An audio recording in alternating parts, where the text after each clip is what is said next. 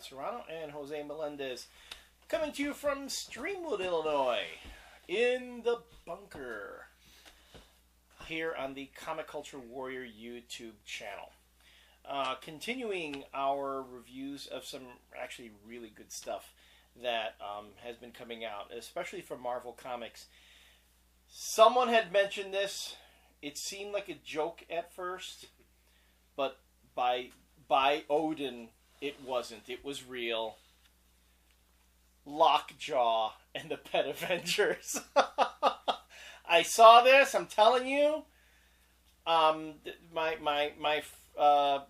review is I fucking love this book. I love this book. First, I love Lockjaw.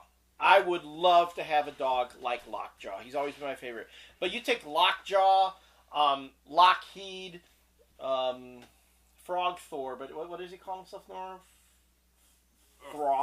Throg. Yeah. Hairball, Speedball's cat, and Redwing, Falcon's bird. Mm-hmm. And Ms. Lion. Ms. Lion.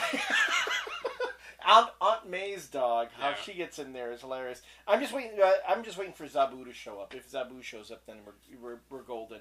In the words of Rod Blagojevich, I've got this thing and it's fucking golden. Yeah. So the whole first issue is Lockjaw.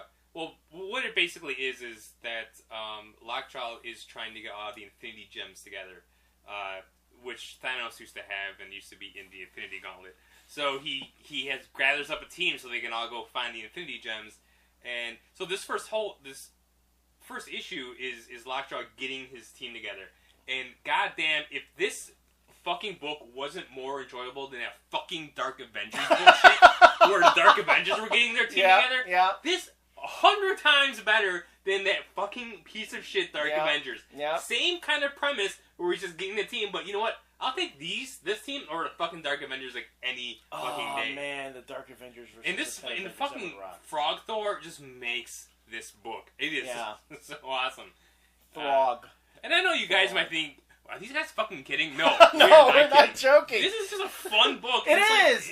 You can't help but like this book. And we were talking this a while back about how the comic books today are way different than the way they used to be. Comic books, the way we remember reading them when we were growing up, were like the young readers line that you see now that Marvel puts out. This book reads like something we would have read back in the 80s. And it was just a fun. Don't get me wrong.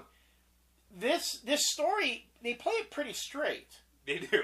And I found it really clever because Chris Eliopolis, who does the Ben Franklin Boy Genius, he wrote this. I think he co-wrote it with someone else. And I'm sorry to. It's on the last. Yeah, page. It's on the last page. I don't want to short. Last page. One more. You're going backwards. What are you doing? Last page. Last page? Oh, duh. You're right. Oh, no. Chris Eliopolis. He wrote the whole thing. It was someone else who drew it.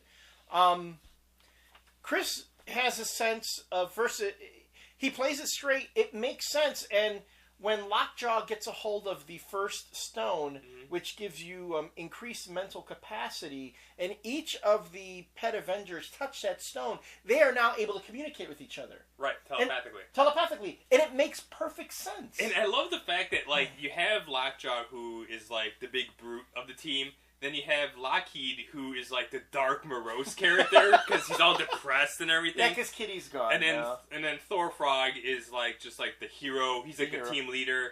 And then Redwing, is that his name? The Falcon's bird is just the holier-than-thou fucker of the team. He's the Namor of the team. Exactly. He's the Namor of the team. And then you have Hairball, which is kind of like the Spider-Man with the smart-ass remarks of the team. So they each have, like, the dynamic of the team is actually pretty interesting, too. Because it's built up like an Avengers team. And it makes, and again, the story in itself, I mean, it is pretty lighthearted, but it makes sense. There's some good art in here by E. Guerra. The art is just, it really fits the book in. I was talking to my friend about this, and I'm like, you know what, the art on here is, like, really good? And it's almost better than a book like this deserves. But then I read the book, and I'm like, no, it's perfect. Yeah, it's perfect. No, I mean, look, how can you not want to read a story with him in it? A frog Thor.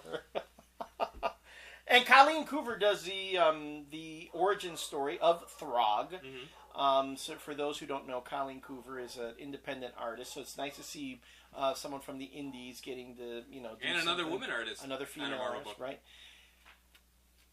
I really, really enjoyed that book. It's a great setup. It's a great read. You can share that with kids. You can give that to anyone. I mean, if you're an old-time Marvel fan, like I am, I picked it up. I really enjoyed it. Has a lot of little nods to, all the other characters in the Marvel U. And why they can't do more books like this? Well, it's interesting because last week, Marvel did a Fin Fang Foom 4. The Fin Fang 4, one-shot yeah. again. Mm-hmm. And then before that, they did the 2 issues of the Marvel Assistant Editor Month Super Special. So, I mean, they're capable of doing funny and fun books. Fun books. But it's like you just have to really look for them. And you have to look for them, and, I mean, we've got to get out, we've got to support these books. Mm-hmm. They have to sell. If these books really if people go out, they push these books, they buy them, they pass them on to their friends. If that sort of thing happens, we will see more books like this, and it won't be just the same old, Dark Reign this, Dark Reign that. Yeah, and I'm sorry to tell you guys that if you're a big fan of Dark Avengers, you're not going to like that book, because there's no blood, there's no bludgeoning to death, there's no sodomizing, there's no misogyny, there's none of that in that book. So if that's what stuff you really get off on, like in every Bendis book, you're gonna hate this fucking book. Yeah, and Lockjaw doesn't call Ms. Lion a bitch. Or whore. Or a whore. At least not in this issue. Not in this issue. Maybe later. Maybe Bendis will co-write the next issue. You never know. But it's a really good book, so support it. And another Avengers book, Dark Reign Young Avengers, and this came out too, written by Paul Cornell. Now I'll tell you right now, that's the only reason why I picked up the book, because Paul Cornell wrote it. Mark Brooks does the art, and Mark Brooks actually is a really good artist. So this is a very good team working on this book. But the first issue had me doing a few double takes and going back and forth, and I haven't quite made up my mind as to what I feel about this book or what I feel about this particular team. But that last page definitely has me wanting to pick up the next issue. Mm-hmm. Yeah, I don't know. I was reading this again just because Cornell wrote it, and like I'm halfway through. I'm like, oh my god! I'm like, this is just the same bullshit that's been going on with every Dark Reign book. Just like the Hawkeye book. It's just like, I'm reading this, I'm like, why am I fucking reading this?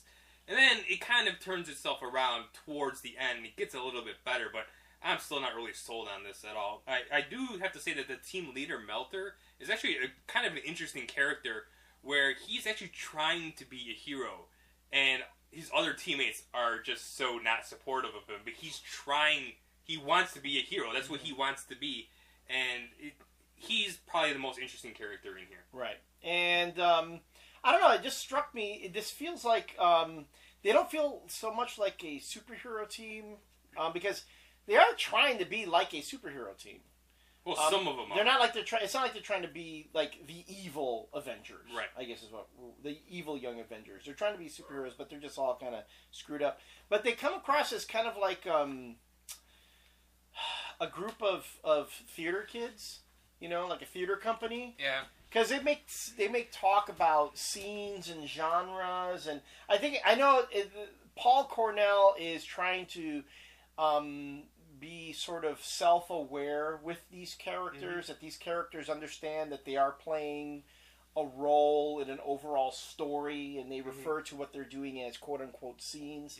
So, but there was no real follow-through in explaining what exactly where that whole philosophy came from. I don't know. The last page, though, we won't give it away. The last page does pique my interest for the next one, and that's one of Paul Cornell's gifts, which is always to give you that last page that makes you go, ooh, crap, what's going to happen next? So it was a decent. And it happened that same thing happened in Captain Britain number 13 that came out this week. Another last page, like, oh fuck, really? And I don't know how they got out of that situation from issue 12. So well, they get themselves in a worse situation in the new issue, and it's just like, oh fuck, really? It's like you just don't know how they're gonna get out of. I don't know. I don't even know if there's gonna be another Captain Britain issue after what happens. Well, Paul Cornell just shows what a great writer he is in doing that, and I think just for that very very fact alone. I'm going to give Dark Reign Young Avengers a chance. All right, we're going to end with that. We will come back with some more reviews and some other topics. We hope to see you then.